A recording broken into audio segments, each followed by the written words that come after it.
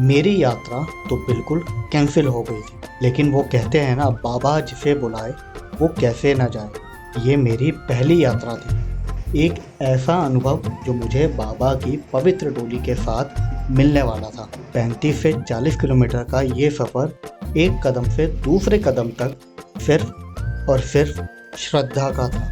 हम 3 दोस्त, मैं और मेरे 2 साथी दिल्ली से निकल पड़ते हैं और ऋषिकेश पहुंच जाते हैं, और वहीं से शुरू हुई हमारी परीक्षा।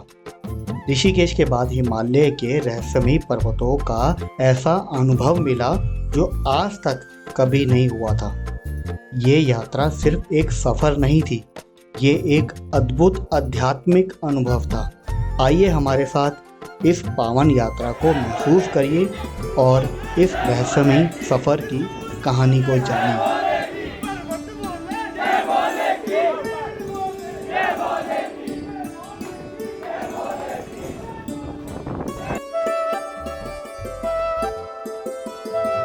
आप जो मेरे पीछे इतनी खूबसूरत नज़ारे और आप ये सब देख रहे हैं ना, पहाड़ी, ये मालूम है आपको कहाँ की है? ये है, हम बाबा केदारनाथ के दर्शन करने के लिए डोली यात्रा में शामिल होने के लिए आए हैं, जो कि हमें लगता है कि हम तो आ नहीं सकते, एक बाबा की कृपा ही है जिसके द्वारा हम आ सके, यहाँ तक पहुँचे हैं। तो आगे भी कृपा बनी रहेगी तो पूरी यात्रा में हम शामिल होंगे। तो इस वीडियो में हम आपको पूरी जानकारी देते हैं 2024 की जो डोली यात्रा केदारनाथ बाबा की जो निकल रही है उसके बारे में। हमारी यात्रा का पहला स्टॉप पाटा था, वही जगह जहां बाबा की डोली भी रुकी थी। आज की रात हम लोग यहीं बिताएंगे।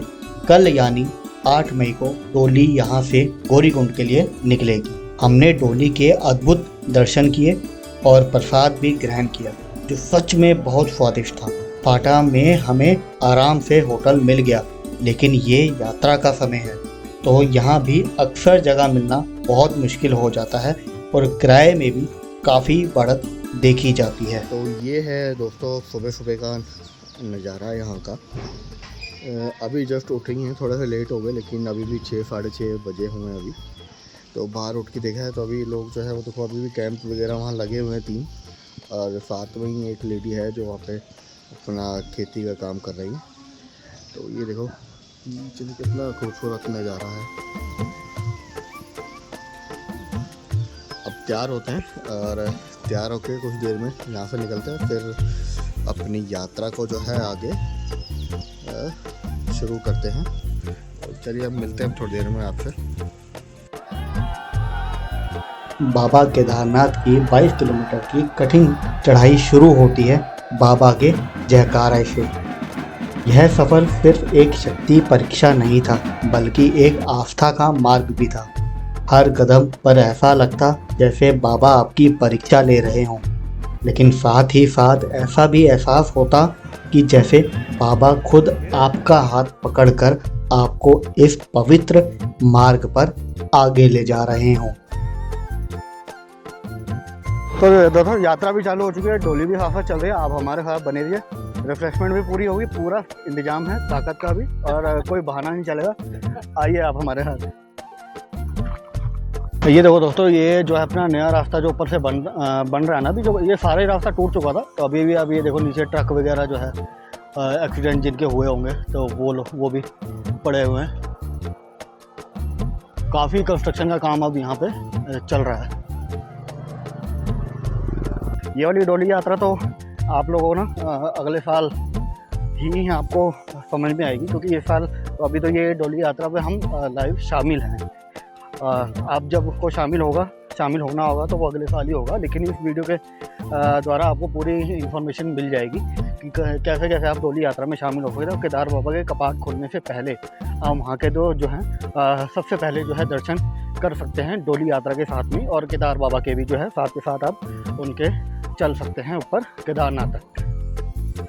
तो हम भी चल रहे हैं अब आगे की तरफ। वहाँ पर डोली पहुँच चुकी है, वहाँ पर कैच करते हैं, फिर आपको दर्शन करवाते हैं। अरे ना 2024 में तो 6 मई को स्टार्ट हुई है भाई ये ऊखीमठ से स्टार्ट हुई है।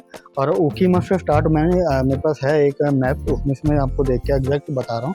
ये ऊखीमठ से स्टार्ट हुई है 6 मई को 2024, ठीक है। देन उसके बाद अगले दिन 7 तारीख को गुप्तकाशी पहुँची है। गुप्तकाशी से चल के जो ये है फाटा पहुँची है 7 तारीख को। 8 तारीख को जो है जहाँ पर आज हम मौजूद हैं फाटा से, 8 तारीख यानी कि कल की डेट में यहाँ से जो है ये आगे की तरफ जो है प्रस्थान कर जाएगी यात्रा। और कहाँ के लिए? गौरीकुंड के लिए। गौरीकुंड के लिए 9 तारीख को जो है वहाँ से आगे केदारनाथ से के लिए आगे निकलेगी, जो कि वहाँ पे 10 तारीख को पहुँच जाएगी। और उसके बाद जो है केदारनाथ बाबा के जो है कपाट भक्तों के लिए खोल दिए। 8 मई को हम बाबा की डोली के साथ अगले पड़ाव यानी गौरीकुंड के लिए निकल पड़ते हैं। हर भक्त अपने मन में श्रद्धा लिए बाबा के जयकारों के साथ डोली को आगे ले जा रहा था। रास्ते में जब किसी गांव से गुजरते बाबा की डोली को रोका जाता ताकि वहां के लोगों को भी दर्शन मिल सके। हर जगह रुकने पर प्रसाद की भी व्यवस्था थी, जो डोली के साथ चल रहे भक्तों के लिए एक अनुभव से कम नहीं था। इस पवित्र यात्रा का हिस्सा बनना मेरे लिए एक महान सौभाग्य था और हर कदम पर लगता था जैसे बाबा की कृपा हमारे साथ ही। अभी हम लोग जो है सोनप्रयाग पहुंच चुके हैं। सोनप्रयाग से डोली जो है आगे की तरफ निकल चुके हैं, हम भी बस आगे की तरफ जा रहे हैं। तो यहाँ का जो आप एक खूबसूरत नज़ारा आप ये देखो, पूरा झरना जो है पीछे की तरफ से जो आ रहा है। और यहाँ पर आप स्नान वगैरह भी कर सकते हो और आराम से, खच्चर वगैरह भी यहाँ पे हैं। और पूरी यात्रा जो है इस पुल से होती हुई अब आगे हम सोनप्रयाग से आगे गौरीकुंड के लिए आगे बढ़ चुके हैं। और फिर अब आगे जाके गौरीकुंड में ही आप लोगों से मिलते हैं।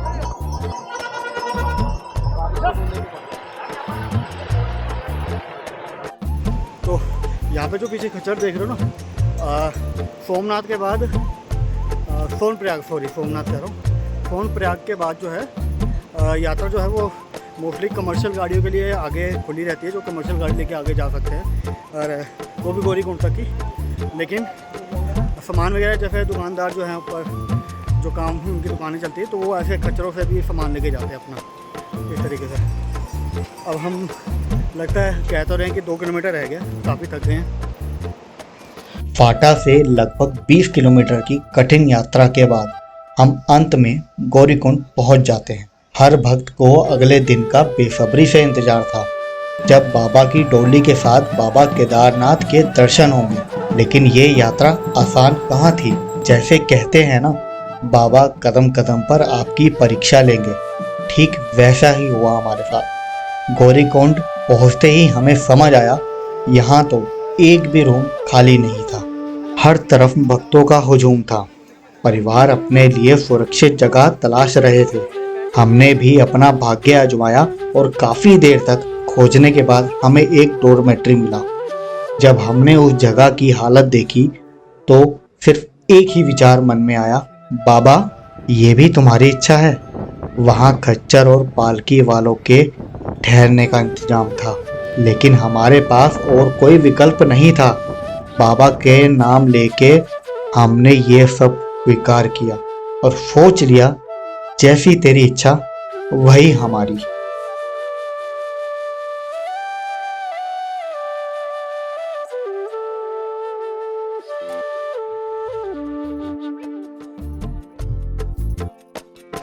अभी जो शुरू हो चुका हमारा केदारनाथ का ट्रैक है वो हमने शुरू कर दिया। यहाँ पे टाइम हुआ सुबह के 6:30 बजे। उसके बाद देखते हैं ऊपर केदारनाथ पहुँचने में कितना टाइम लगता है।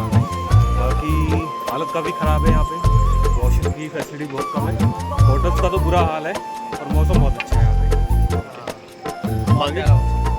बाकी अब चलते हैं ऊपर की तरफ में, और जैसे जैसे यात्रा की जो डिटेल है वो आपको आगे देते रहेंगे।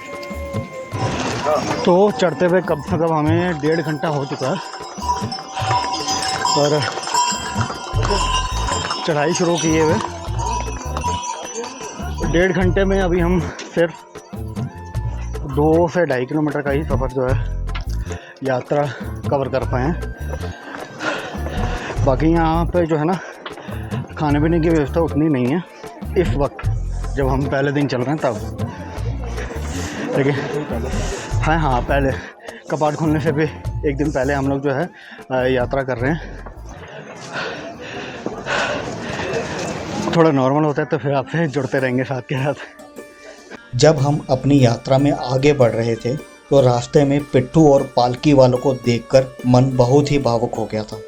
ये लोग अपनी पूरी शक्ति से पर्वतों की कठिन चढ़ाई पर मेहनत कर रहे थे। अपने कंधों पर बोझ उठाकर भक्तों को अपनी मंजिल तक पहुंचाने का काम कर रहे थे। उनकी आंखों में मेहनत और शरीर में थकान दिखाई दे रही थी, लेकिन फिर भी वो मुस्कुराते हुए अपनी जिम्मेदारी को निभा रहे थे। हमें देखकर बहुत दुख हुआ कि किस तरीके से कुछ तंदुरुस्त लोग जो यात्रा खुद भी कर सकते हैं, उन बेचारे खच्चरों का उपयोग करके अपनी यात्रा को पूरी कर रहे थे। इसी रास्ते में कुछ भक्त ऐसे भी मिले जो अपने अस्तित्व को पूरी तरह भगवान के चरणों में समर्पित करते हुए दंडवत यात्रा कर रहे थे। हर कदम पर वो अपनी भक्ति को अपने शरीर के माध्यम से प्रकट कर रहे थे, जमीन पर लेटकर फिर उठकर अगले कदम बढ़ते हुए। उनके हर पल में श्रद्धा और समर्पण की पराकाष्ठा थी। ऐसे दृश्यों को देखकर मन में एक अनुभव हुआ, जैसे बाबा हर व्यक्ति को उसकी श्रद्धा के अनुसार परख रहे हैं। शायद यही बाबा का एक रूप है। हम सबको अपने अपने तरीके से अपनी यात्रा पूरी करने का प्रेरणा दे रहे हों, चाहे वो श्रम से हो या भक्ति के रास्ते हो। यह यात्रा सिर्फ एक शारीरिक सफ़र नहीं, बल्कि एक आत्मिक परीक्षा भी थी, जिसे हर एक कदम एक नई सीख दे रहा था। चलिए अब कुछ देर के लिए केदार घाटी के दिव्य दर्शन करें, फिर हम आपको यहाँ की पवित्र कथा सुनाते हैं। ॐ भूर्भुवस्वः तत्सवितुर्वरेण्यं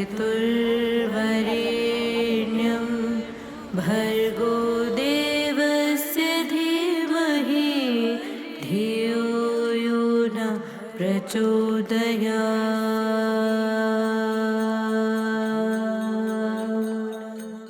ॐ भूर्भुवस्वः तत्सवितुर्वरेण्यं भर्गो देवस्य धीमहि धियो यो नः प्रचोदयात्।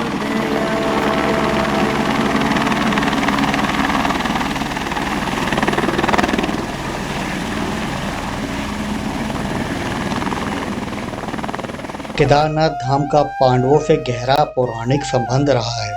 महाभारत के युद्ध के बाद पांडव अपने द्वारा किए गए कौरवों और अन्य संबंधियों की हत्या के पाप से मुक्ति पाना चाहते थे। इस उद्देश्य से वे भगवान शिव की खोज में हिमालय की ओर निकल पड़े। शिव जी जो पांडवों को नहीं मिलना चाहते थे, अंतर्ध्यान होकर केदार में जा बसे। जब पांडवों को इस बात का पता लगा तो वह भी शिवजी के पीछे पीछे केदार पर्वत तक पहुंच गए। भगवान शिव ने अपने को छिपाने के लिए एक भैंसे का रूप धारण कर और अन्य पशुओं के बीच जाकर छिप गए। लेकिन पांडवों ने शिवजी को ढूंढने की योजना बनाई। भीम ने विशाल रूप धारण कर लिया और अपने दोनों पैरों को केदार पर्वत के दोनों ओर फैला दिया, ताकि कोई पशु उनके बीच से गुजरे बिना ना जा सके। जैसे ही भगवान शिव भैंसे के रूप में भीम के पैर के बीच से निकलने की कोशिश कर रहे थे, भीम ने उन्हें पहचान लिया और तुरंत उनके कुबड़ को पकड़ लिया। भगवान शिव ने तब स्वयं को प्रकट किया और पांडवों को पापों से मुक्ति का आशीर्वाद दिया। कहा जाता है कि तभी से भगवान शिव केदारनाथ में भैंसे के कुबड़ के रूप में पूजित होते हैं। इस कथा के अनुसार केदारनाथ धाम न केवल शिव भक्तों के लिए एक महत्वपूर्ण तीर्थ स्थल है, बल्कि यह पांडवों और महाभारत की कथा से भी जुड़ा है, जो इस स्थान की दिव्यता और महत्व को बढ़ाता है। सुबह का समय हो चुका है और पूरी केदार घाटी एक अलौकिक उत्सव का साक्ष्य बनने जा रही है। बाबा की डोली आज केदारनाथ मंदिर परिसर में प्रवेश कर चुकी है। जैसे ही डोली मंदिर के समक्ष आती है, आसमान से हेलीकॉप्टर से फूलों की वर्षा होने लगी। बाबा के जयकारों से पूरी घाटी मंत्रमुग्ध हो उठी। हर कोने में भोले बाबा का नाम गूंज रहा था। ऐसा लगा जैसे स्वयं बाबा साक्षात दर्शन दे रहे हैं, अपने भक्तों पर अपना आशीर्वाद बरसा रहे हैं। इस पवित्र अवसर पर उत्तराखंड के मुख्यमंत्री धामी जी भी उपस्थित थे और शंकराचार्य स्वामी अविमुक्तेश्वरानंद स्वामी जी का भी आगमन हुआ। मंदिर के चारों ओर एक ऐसा माहौल था कि जैसे पर्वत, नदियाँ और हवाएं भी भोले बाबा के जयकारों में सम्मिलित हो गए। चारों ओर से हर हर महादेव की गूंज सुनाई दे रही थी और उसी पल ऐसा अनुभव हुआ जैसे संसार का हर जीव एक होकर बाबा के चरणों में समर्पित हो गया है। अब हमने भीमशिला का दर्शन किया, जो अपने आप में एक अद्भुत चमत्कार है। यह वही शिला है जो 16 जून 2013 के प्राकृतिक आपदा के समय मंदिर के पीछे आकर रुक गई थी और इसी शिला ने मंदिर को कोई नुकसान नहीं होने दिया था। तब से ही इस शिला को पवित्र मानकर इसकी पूजा की जा रही है और इसे भीमशिला का नाम दिया गया। भक्तों के लिए ये शिला एक जीवंत प्रमाण है बाबा के दिव्य कृपा का, जो हर समय अपने भक्तों की रक्षा करते हैं।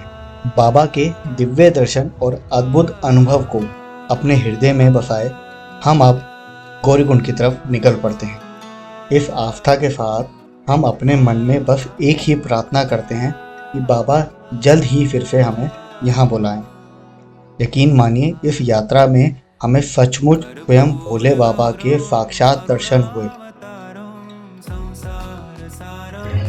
तो दोस्तों, हमारी यात्रा जो है संपूर्ण हो चुकी है। आज है 10 मई, जो केदारनाथ धाम के जो है कपाट खुल चुके हैं। आप लोग देख सकते हैं पीछे पूरी यात्रा हम लोगों ने आपके साथ शेयर करी है। अब कैसे आप यहाँ पे आ सकते हैं, किन किन चीज़ों का आपको ध्यान रखना चाहिए।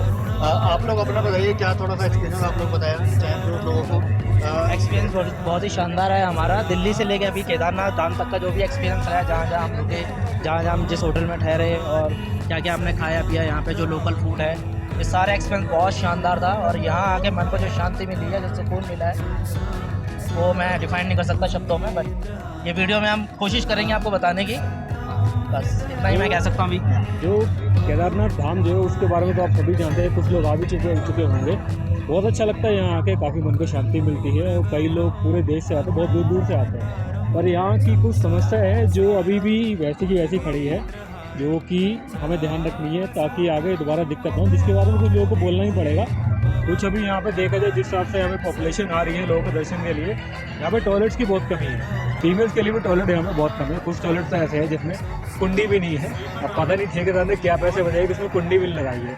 और फिर सबसे बड़ी बात जो यहाँ पे आती है, जो हर किसी को समस्या का सामना करना पड़ता है, होटल जो है, अगर आपके पास बजट कम है तो होटल मिलना आपके लिए मुश्किल हो जाएगा। क्योंकि होटल वाले इतना चार्ज कर रहे हैं गौरीकुंड में, तो आपका मन करेगा कि अब कहीं बाहरी सड़क पर हो जाइए, इतना चार्ज कर रहे हैं। मतलब एक प्रशासन को जो है एक रेट, जैसे कि घोड़े खच्चरों का रेट फिक्स किया गया है, ऐसे होटल का भी जो है रेट एक बेड का या एक रूम का, चाहे पर्सन हो चाहे आपका एक रूम का सेट करना हो, लेकिन उसका प्राइसिंग जो है गवर्नमेंट अगर एक रेगुलेट कर दे कि एक इतना ही रहेगा, तो वो काफ़ी चीज़ें कंट्रोल में आ सकती है। नहीं तो आपको यहाँ पे कैंप वगैरह लेना पड़ेगा।